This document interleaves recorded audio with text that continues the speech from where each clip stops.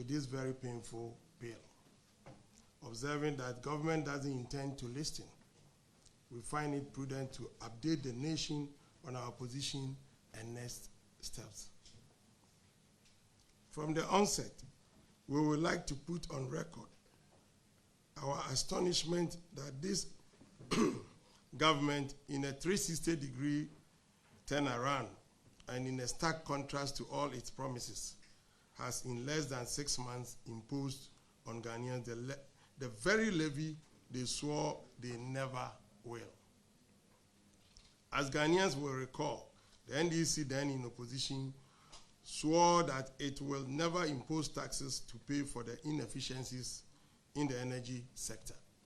And this was said by my good friend, the Finance Minister, Honorable Atuforsin, on March 11, 2025, during 2025 budget presentation. This is what he said, and I quote, "We will not impose taxes to pay for the energy sector debt. Even NDC members and civil society," unquote, "even NDC members and civil society actors are shocked that so quickly the government has done the very thing it swore heaven and earth it will never do. Why will you impose a levy to pay for the inefficiencies in the energy sector when you swore you will never do that?" This is hypocrisy of the highest order. This is a betrayal of the public trust. This is an act which takes the goodwill of Ghanaians for granted. The government is operating with the mindset that it has so much goodwill, so it can do anything and get away with it. They can lie to the people to win power, and after winning, stab the people in the back. This government knew all the details about the energy sector challenges and made specific promises to Ghanaians on it. They did so knowing very well they had no intention of fulfilling them. Indeed, they knew they would do the exact opposite. But they made these firm promises with a view to scam the unsuspecting voter and trick the voter into giving them power. Today, we have come full cycle on the energy sector levy. This hypocrisy, this unethical behavior will not be allowed to pass. In an attempt to normalize the hypocrisy and betrayal of trust, the NDC has recruited its mouthpieces to attempt to deceive Ghanaians that it is only a 1 Ghana cedi sacrifice and all must go along. And so-called neutral who does the NDC's bidding in this scam should be ashamed of himself or herself. You are part of the problem. The NDC hypocrisy has now been exposed by the fact that in their bid to justify what they knew they will do, they have now come up with confusing explanations as to why this levy is needed and inevitable. His Excellency President Mahama on May 13, 2025, at African CEO Summit in Abidjan, this is what he said, and I quote, "We are using the proceeds from the energy sector levy to pay down the arrears," unquote. Honorable John Jinapo, the energy minister, also on June 4th, 2025, this is what also he said on Joy FM, City FM, and Joy News. I quote, "This levy is not intended to pay off legacy debt.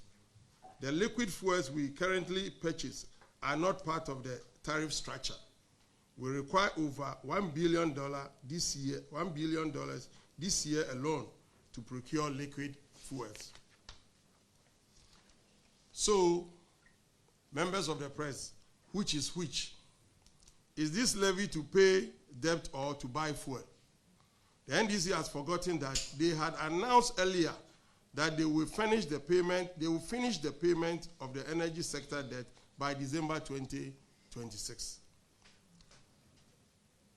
His Excellency President Mahama at the summit in Abidjan also said, announcing at the conference that he will clear the energy sector debt by December 2026.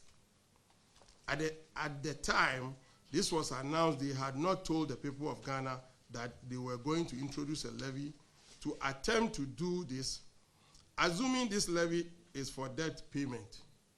So is it that they had planned this levy all along and lied that they won't impose a levy? Or didn't have a clue but were just promising? Further, assuming without admitting that this is for debt payment, how can you pay $3.1 billion, that is amounting to 80 billion cedis, total debt, with 9 billion cedis, which will accrue by December 2026 from this levy? Is that even feasible? And if indeed this is for debt payment, why are they, after telling us that the debt will be paid by 2026 December, now turning around to say even the levy is not enough? Ladies and gentlemen, the hypocrisy and the ill intent from the beginning has now been exposed by their confusing reasoning. Members of the press, it is very important to know the very clandestine manner in which the NDC sneaked this bill into Parliament without prior notice and rushed it through in the dead of the night, simple to avoid scrutiny. This bill was never advertised on the order paper for the day. In fact, it was not even discussed at the business committee meeting prior. It was not included in the business statement for the week. Instead, it was sneaked through by a one-page order paper addendum, getting to the end of sitting on the said day under a certificate of urgency. And the majority side whipped it through, refusing to pull the brakes for any form of consultation with civil society, driver unions, or everyday Ghanaians. Why would a party that campaign on the grounds that they were championing the interests of Ghanaians now be sneaking tax bills into Parliament in the middle of the night and rushing it through before Ghanaians wake up? Why will a party that claimed they had the Ghanaian interests at heart refuse to allow debate and public representation on tax bills, which they didn't advertise at budget time? Members of the press, the clandestine approach also exposes the ills of the government in this matter and will not be allowed to pass. At this juncture, I will allow my colleague, the ranking member for Economy and Development, to continue. Thank you.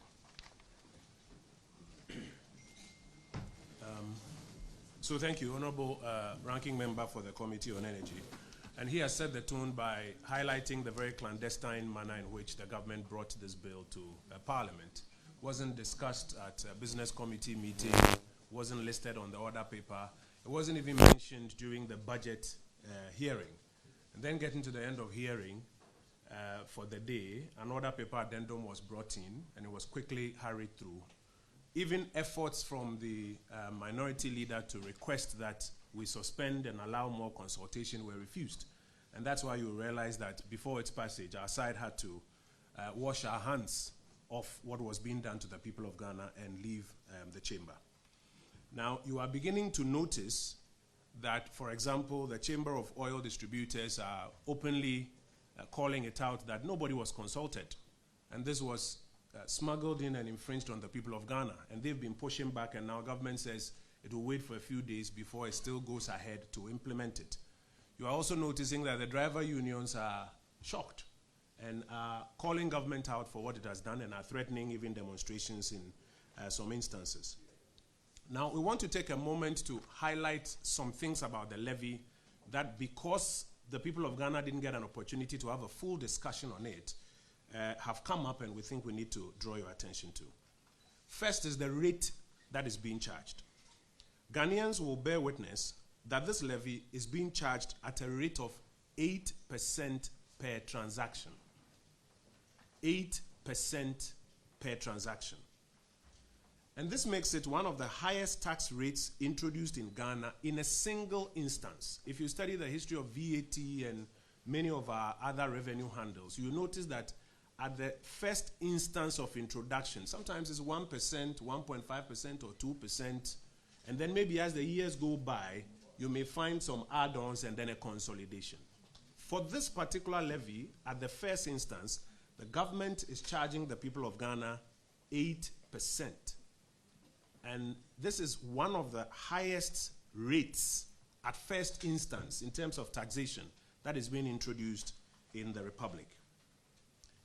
Again, even if this levy wasn't hypocritical, as has been mentioned by my brother, and had an honest justification, why would the government impose a levy with an 8% transaction rate on the people of Ghana? It's just simple wickedness. And to think that this 8% is on every gallon of fuel, actually cascading it down to every liter of fuel, to pay for the inefficiencies in the energy sector, is simply a stab in the back of many people who believe the government at their word that they will not impose levies to pay for the inefficiencies in the energy sector. Now, for every 1 gallon of petrol product that you buy or diesel that you buy, this government is, because of this tax, going to take an additional 4 cedis and 50 pesos from you. That is 8%. We recall the NDC's claim that the then MPP government had done no work for Ghanaians when they are transferring their money, and therefore had no business in charging 1% levy on Momo transactions. So we ask you, what is the work that the NDC has done when you are buying your fuel, for which reason they are now charging 8% tax on it?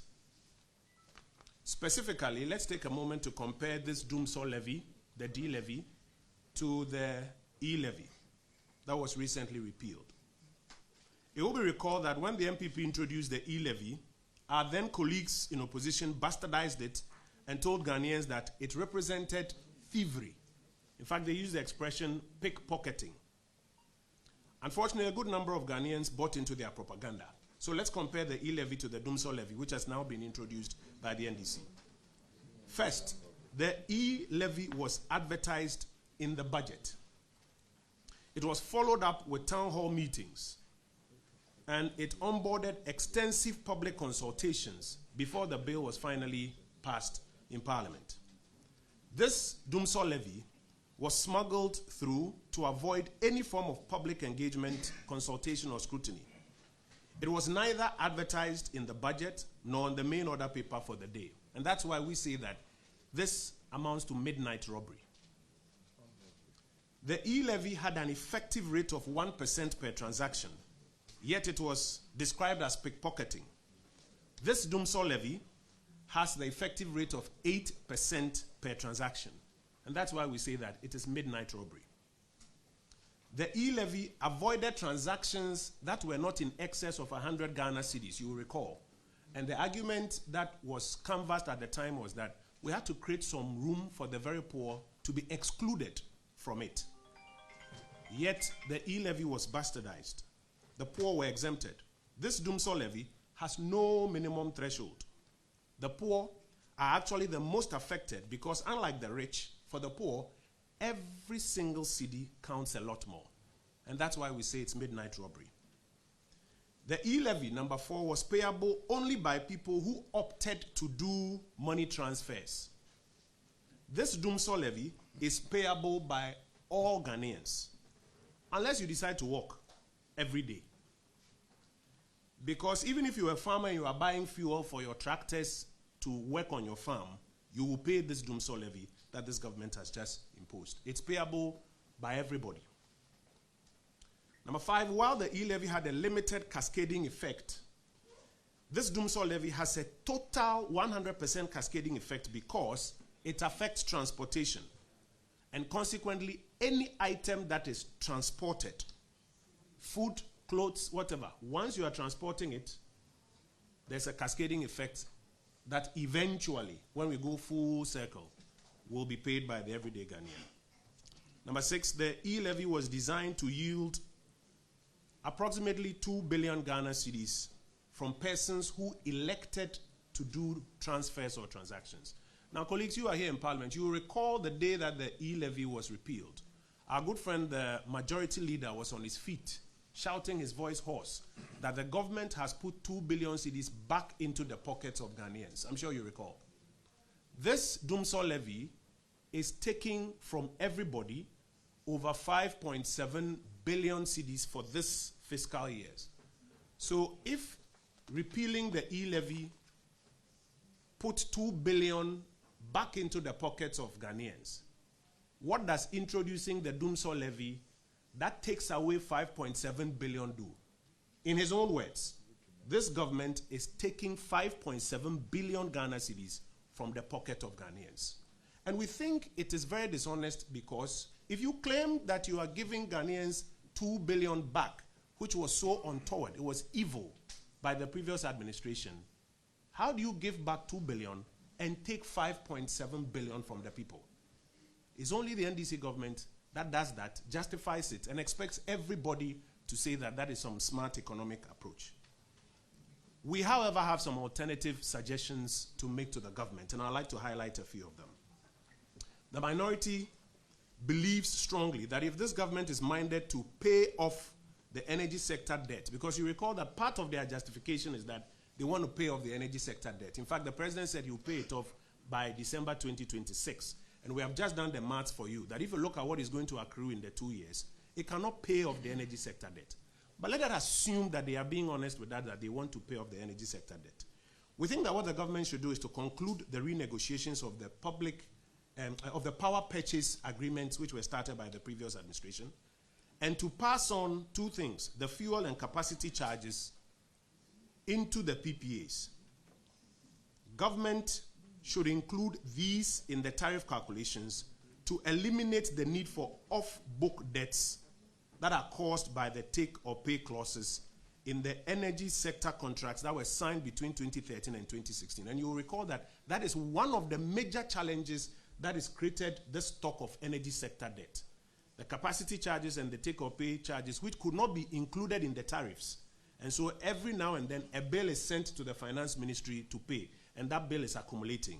If the government is really intended to pay, one of the things it should do is to complete the renegotiation, move the fuel purchases and the excess capacity charges into the PPAs, so that when people consume a certain realistic amount, then they will pay. Number two, government should quicken the efforts to bring efficiency into the operations of GRIDCO and ECG to reduce transmission, distribution, and other technical losses. You have followed the arguments that part of the problem is the losses occasioned during transmission and distribution and collection. If government really means well, that is one of the areas to focus attention and front load. Number three, we're asking government to pursue the strategy that we proposed in 2024 to go heavily into renewable energy, as advertised, for example, in our manifesto, to reduce the need for fuel importation and its consequent negative impacts on the economy. And you will recall that prior to 2024, in the elections, we signaled that if the NPP was in power today, we'll focus heavily on augmenting with solar power, so that this whole thing of buying HFO and fuel for the power plants will be reduced. And you don't have to then come and impose these levies on Ghanaians at 8% to pay for the inefficiencies in the sector, contrary to the promise that you made. In closing, colleagues, it's already clear that the government intends to go ahead with the implementation of this draconian levy, and they will not listen to anybody's plea, anybody's reasoning, or anybody's alternative ideas. We as a minority group, representing over 10 million Ghanaians, and sometimes people say, oh, they are just 88. In our 88 constituencies, you'll find over 10 million Ghanaians. We want to advertise that we'll be embarking on the following. Number one, we'll continuously engage the people of Ghana, civil society groups, driver unions, and the media to showcase the true impact of this draconian and negative levy that the government is imposing on us. Number two, we'll continue to stand with the groups of honest Ghanaians, the driver unions, the Chamber of Oil Marketers, who are opposing the levy or asking government to pull back and to engage better, and not to go by this midnight introduction into parliament and using their numbers to push it through. We know the government has a lot of goodwill, but this is not the way to do things. Number 3, we'll continue to stand in solidarity with the Chamber of Oil Marketing Companies in their position that this downstream sector is already heavily overtaxed. And now if you add this new levy, effectively about 26% of what you are paying at the pump is all taxes. And we'll continue with our advocacy to government to withdraw this levy and adopt less painful and more pragmatic options, some of which we have suggested in this afternoon's press briefing. We are grateful to you for your attendance, and we look forward to further engagements on this subject. We'll take your questions and do a quick summary. We're calling for total withdrawal. Do we have problem at the energy sector, and what percentage of levy will really help? And lastly, my worry, as you indicated, that is sneaked it in. Looking at their numbers and your numbers, I think there is this developing tendency at your end. Why is it that you said mighty minority, but the numbers over there, to tell Ghanaians that you are widely awake, we don't get the numbers over there? How are you addressing that one? See why I wasn't giving it opportunity. Please. It's not a fair question. What has that got to? Yes, please.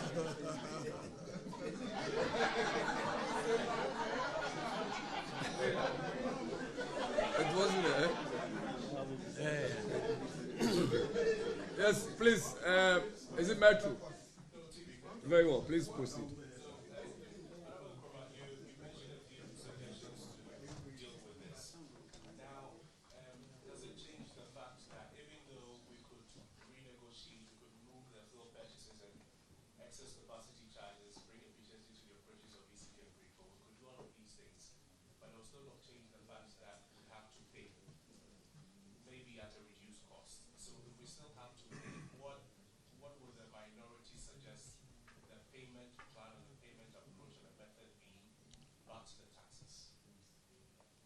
So let me respond to this first set of questions. Is that TV3?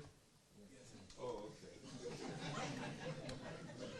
Let me respond to the first set of questions about the economic implications. So again, I'll take you back to the past. When a 1% levy was introduced on transactions that people elect to do, we were told that the economic implications were such that it will bring economic hardship, it will contribute to inflation, it will add to the difficulties of people. Today, an 8% levy has been imposed across board on all fuel, or at least petrol and diesel. As a start, you can clearly tell that as the driver unions are beginning to warn, eventually it will catch up with fuel prices. And when it does catch up with fuel prices, when fuel prices go up, the transmission effect is such that the prices of goods and services generally will begin to go up.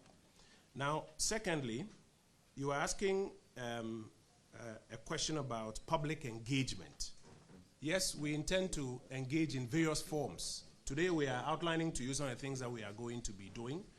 We are not ending here. We'll be engaging at various levels to get people to understand the real incidence of this taxation and how it affects their daily lives and how it translates into the prices of goods and services as they go up. There was a question about, will passing it through the tariffs be any different? And let me answer. You see, tariffs are not set by government suo motu. Tariffs are set by the PURC. So the government will sign its PPAs, and the power producers will go and make a case to an adjudicator who consider all of it and decide how much of it can be passed through. When government chooses not to put the fuel purchase and all the other matters into the PPA, but to do it on the side, to create a debt and then to come and slap you with a levy, there's nobody to look at that and to say that this can be passed on or this should be absorbed by the power producers. And that's the big difference. That's why we are saying that if you really mean well, let it go through the system and let the PURC and other entities have an opportunity to examine it and make a decision what you should absorb and what should be passed on. If government decides to keep it on the side and then charge you 8% to pay for it, you should be worried. There's a question about what percentage of levy will be a good idea. We've been clear. We are not asking for any percentage as a good idea. We are saying that listen to the driver unions and the oil marketing companies and the general public, pull back, engage some more, and find better ways of doing this other than just saying that because we have the numbers in the chamber and because we have goodwill, we will just slap it on people. Now, there was a question about the, operations in the chamber. We have our strategies that we use to litigate all sorts of matters in the chamber. When the majority side decides that they will not, in good faith, advertise ahead of time that we want to introduce this tax. You were all here. You recall when we were approving the finance minister, and we drew his attention to the fact that the claim that he will increase revenue without increasing taxes cannot be true. I'm sure you were here. You recall. And that if indeed he could do that, we will support him.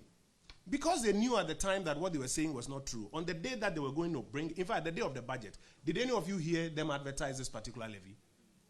On the day that the business statement was read, prior to the sitting, did any of you see this on the other paper? So I'm not the one saying it. You are witnesses. Now, when they demonstrate such bad faith that they won't advertise it, they won't let you know, and last minute they will tell you that we have the numbers, we'll push the numbers through, what are you left with? You have to let them have their way and draw the attention of the public to what they are doing. And that's exactly what we are doing at this point in time. Finally, there was a question on what sort of renegotiation. So, first of all, this issue of energy sector debt is not new. Recall that when we assumed power, it was at $2.5 billion, and the World Bank forecast said that it was going to get up to about $12 billion if nothing was done about it. I'm sure you've all read those reports. What our administration did was to start the process of renegotiation.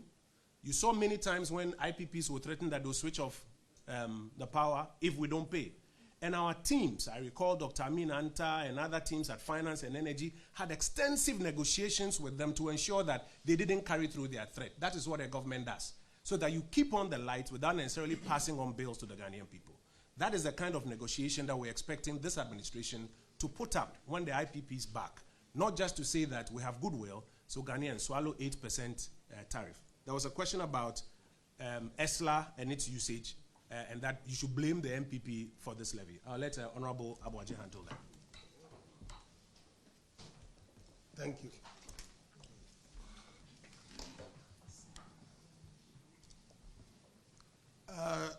You will recall those who are in Parliament. I'm talking about the press who are in Parliament. You could recall that if you go to the Hansard, you will find out that every year the ESLA report comes to Parliament, and they will debate it. After debate it, before they approve. Have you ever heard that ESLA was mismanaged? No, you didn't hear. All these 8 years, you didn't hear any of it. Currently, the 2024 ESLA report just came to our committee. We've gone through. We want to go into details of it, but we've never find it anywhere that ESLA was mismanaged. That was wrong. So take it as it is. Thank you. Okay, so we just have the MP for Nsamam Aduajiri and the minority chief whip to just do a bit of. I can speak from here. Yes. Okay. So, leader, they want the feed. Okay, so I'm sorry. No, come and use my seat. No, use my seat. No. Well, okay, so Kojo has dealt with that. Equally, the Honorable George has spoken about it. You know, when one says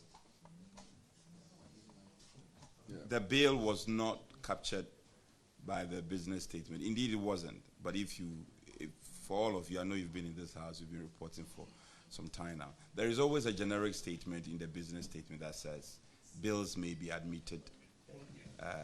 Statement may also be admitted by the speaker. So it could be a defense on the side of the majorities that yes, they can come under that generic statement that often features in the business statement. However, the practice has been where it is the case that a bill is being introduced where it did not feature in the business statement, at least leadership will be carried along. That is why every day we have conclave before we come to the chamber. On that day, on the third day, we had conclave. I was there.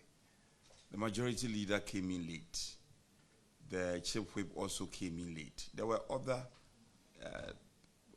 members in their leadership who also came. They did not even cough about it. Nobody told us about it. And then suddenly we saw the other paper addendum.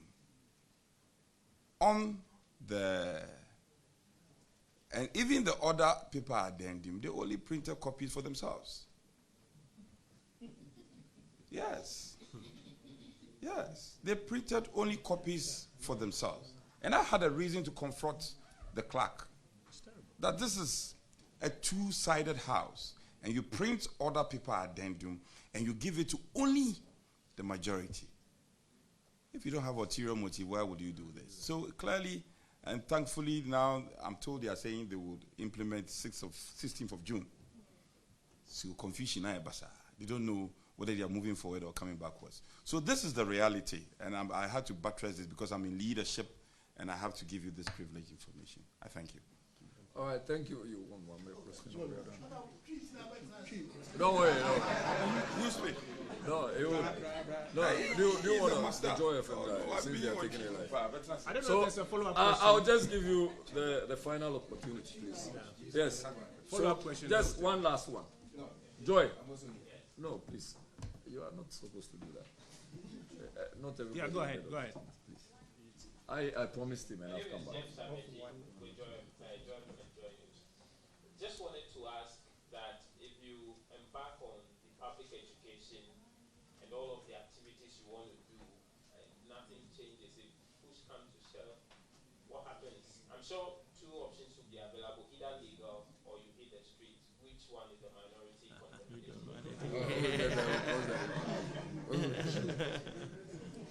So this one is like you've written the story in your newsroom and you are looking for somebody to wear the cap. First of all, nobody goes to battle by fully announcing the full breadth of their strategy. Exactly. Today what we have done is to inform you that, and there's a very important reason. When bills are introduced here in Parliament, you see them advertised, sometimes we invite memos. This is a revenue bill of a very significant nature, and the government just clandestinely brought it in. As a result, the public has not had an opportunity to come to full terms with its various implications. Look at the questions that some of you are asking. So our first objective is to get people to really fully embrace the full implications of what is going to happen ahead of us. As we go along and as we measure the impact of our strategy, we will inform you of the subsequent ones that we are going to do. There was a second comment that this is justified because fuel prices are low. I'm shocked at that kind of rationalization. Fuel prices will forever be at this level. Check the OPEC forecasts, and you will see the forecast for world market fuel prices. They will never be at this level. Our currency is experiencing a rebound as a result of about 6 different things. Is it always going to be this way? So when you introduce taxes at this time, claiming that fuel prices are low, so everybody should keep quiet, what you are doing is setting up for difficulty in the days ahead. And we have an obligation to draw your attention and have this analysis done in detail. And that's why we are doing so at this point in time. Thank you.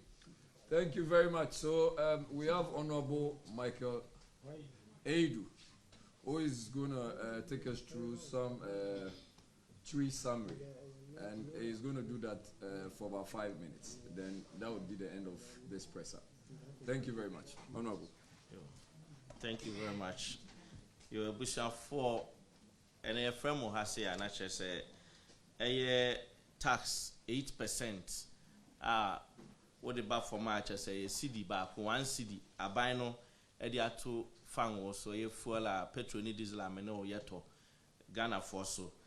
18 year frame was any movie design come na the woman say a tax 1 CD ya omodia 2 4 any minority who say edi kan a nyachum ana abina ye free say wo ti abina kasem e free abra omoba abamu any omoba abamu abra ye honorable to force no ye finance minister ne vetting in some o kan ye say eye ono de onfa tax bia ma meto eye fan wo so ana eye energy sector de so na o share energy sector ka wo ho ne problems wo ho a enye Ghana for na wo so mutua ho tax into omo ade nhihye pa beba ama energy sector na gina ye da ko sori ya na omo anadwo omo afasum ase de eye tax fofra ba beto ye so de ya wo bukra ne se wo hwe aban dada ye MPP aban no abra ye de Levy ba ye ne Ghana for di nkomo parliament ye ne parliament for di nkomo ye ne civil society di nkomo ye ne nkrofo bebre di nkomo ansa ane yɛde tax ne ba ɛno na ma levy ɛte ba afɔm ba bedru 1%. We de efiri nya atwom ne bɔne ɔmo pɛ sɛ ɔmo di Ghana fo nti ɔmo de ba no esumase ana ɔmo de bewuram na yɛse ɛde nti ne di sumase dwa ɔmo di sumase dwa ne da sɛ yɛ korɔ no na ɔmo bɔ ana sɛ ɛbɛyi na we de ɔmo de ba nso ɛyɛ parliament yɛ dwumadie mu no wo de bibi sɛ ba ɛwɔ sɛ order paper a yɛde di dwuma no ɛwɔ so ana business of the day no ɔmo amfa ama so ama ɛyɛ yɛne ɛwɔ minority ne yɛn hu deɛ sɛ wɔ ho ne sɛ ɔmo NDC foɔ ne mpo a ɔmo parliament no bebree anyɛ dɛ ɛnhu yɛbɛɛ na ɔmo de additional addendum ɛto ɛde ba bɛka order paper no so anwummerɛ ɛma ɔmo bɛpia ɛde wura mu ɔmo de ba saa bɛ na Ghana fo bebree mpo akɔ akɔda a ɔmo nim deɛ ɛkɔ so Ghana fo de nyane a yɛse mo ba betua 1 cedi ana ɛnyɛ 1 cedi pepe keke 1 cedi no wo de kɔ percentage a ɛyɛ 8%. Efiri sɛ yɛde taxes ɛba ɔman we mu when the first time a yɛde tax aban bi aba ɔde tax kɛseɛ 8% aba mpɛn bebree wo hwɛ VAT ne taxes a yɛde ba nketenkete ebi a 10 pesos bi ana 1% na ewuma na yɛde kakra aka ho na yɛ 1.5% saa na akɔsoro we de prɛkopɛ 8% na 8% no mene wo na ɛba betua Ghana ni bia betua bi ɛyɛ tax a obi antumi endorge ɔmo yɛ kuafo ɛtɔ ɛyɛ fango petrol ne diesel ɛde yɛ ɔmo adwuma ɔmo de gu ɔmo motor bro mu spray ɔmo mfuo ɔmo de gu ɔmo tractor mu de yɛ adwuma obi abetua bi gisa wo yɛ wadwe sɛ wo bɛnante wo fa kan kwan wɔ Ghana ha 8% wo betua bi kyerɛ sɛ ɛnte sɛ levy na gisa wo kɔkɔ send sika ɛma obi ansa na watua bi yɛde levy baaye ɔmo si levy na yɛ korɔ no nti we ni yɛn frɛ ne sɛ we edin a betumi di ama na ne sɛ yam robbery atutubotom kɛseɛ paa levy yɛ korɔ no a levy ne nkrɔfo bebree wɔ Ghana ha na levy korɔ mu ntua ɔmo kɔ bank na ɔmo akɔ yi sika na ɔmo akɔ tua cash levy ne na ebinom ɔkwan a ɔmo fa ho a ɔmo nyɛ de ɔmo ntua gye sɛ wo yɛ transaction ansa na watua levy ana levy mpo na yɛ 1%. We deɛ 8% no ɔma yɛ ne sɛ Ghana ni bia betua bi a wo bɛka sɛ wontua ni mpo no anya bia so bɛkɔ akɔtɔ adeɛ enti ɔmo a ɔmo de trucks ɛfa enema ɛde kɔ Ghana ha baabia no ɔmo de ɛyɛ 8% ne bɛto tax ne so ama fuo no ɔmbɛtɔ ne so ama wo na wo bɛkɔ akɔtɔ nneɛma no nso atua bi we na yɛ ne minority yɛ hu ne sɛ entwa yie free say omode ba consultation bi ankoso na obete say driver unions asori omo kasa CSOs bebree asori a omo kasa even date omo ka say omo hye na omode tax no as starting point one say oil marketing companies Comac omo association asori say embo a omo if we say omo nim say existing tax na o 2 cedi 30% no we be kan wa 3 cedi 30% o so omo ko hwehwe sika e de be subsidy tua ansa na omatumi aye bond a omode be load for ne de abreye se aban de sha se enche omo se for shortage be nu ntina omo increase days ne se omo kɔ na omo ne omo akɔ akɔdidi nkomo if we say omo anye engagement stakeholder engagement bi ansa na omo de tax we ye dey eba enam sa opepa na Ghana fo nya ma omo a ye to aba omo nya ne kese nti se omo mfa buo ma Ghana ni bia omo fa ne se obi aka hwe omo ntienti obi aye walk over omo nti obia de omo pɛ na omo yɛ dey omo yɛ wɔ mrahye bedwam and omo de sa tax so abɛhye Ghana fo kɔn ho de ya wɔ mu ni sɛ yɛ papa John Dramani Mahama ɔyɛ ɔmampanyin ɔkɔkan sɛ omo bɛyɛ nhyehyɛ omo de betua ɛka ɛwɔ energy sector sa bɛ no kan wan ti ho mpo sɛ omo de tax bi yɛ dey ɛba omo ready budget statement omo ante ho sɛ omo de tax bi ɛbɛba nti ba ne sɛ na omo de tax we eba beto Ghana for so de can say tax no eso dodo ebebu Ghana for kumu ebe praye ebe ma ye ho akire ye ene na ye se bia fan obo aba from kakra na ekina ye danyane nya se amansan dwaso opek omo koye niema na se fan obo ne kosra ana se ye danyane na se cedi no ahyase epagya sa tax na nye bi on be ye fro ade a minority ye can say e can e wo energy sector no ade ama e can aba kese excess capacity charges PPA agreement aban we 2013 to 2016 almost sign aba beto Ghana for so no ye free bibi take or pay se wuji o wanji o utua saa eka no ana ama eka we nyina ba be meneye ana omo double standards omo ye ne se ena obisa omo se de kotua aka echina obisa omo se de kotofa anwo enti de ye bisa ne se de na omo di sika ne ye de e ba be ye sika no keka bo ma 5.7 billion na levy ema ye 2 billion 2 billion no mo say ye krono enti 5.7 billion na mo gi free Ghana for botom no eno de eye den de pese Ghana for nyina de omaso ene omadwen ba ho ne se sa eka na omo sika ye omo ba ba gi de pa na omo de be ye omo de kotua ka ana so omo de kotofa anwo ana omo so ka say energy sector no challenges omo betumi asolve de ye ka ne say take or pay no omo anesensan ye omo nko no omo ne eye omo ma ye saa nyinam kane ane nkotena ase na contract na omo ne omo sign ye no ye nua John Jinapo na be kan say okọ ne vetin o so omo be renegotiate contracts no na won renegotiate contracts ni nwie ye ECG ne eye grid co ni ade omo transmission losses efficiencies ewom no woni omo ntena ase mfa nhyehyɛ pa KPIs nto ho ema omo ntumi solve sa problem ni nyina nwie na wo de taxes e ba be hye Ghana for so say ye tena ho ema omo de ade we kwa de beba ne say ECG ne grid economy ade omo inefficiencies ne beko so bibia eye energy sector na enye bia no ye beja ne say free say yenya tax bia say enya enyo ebetua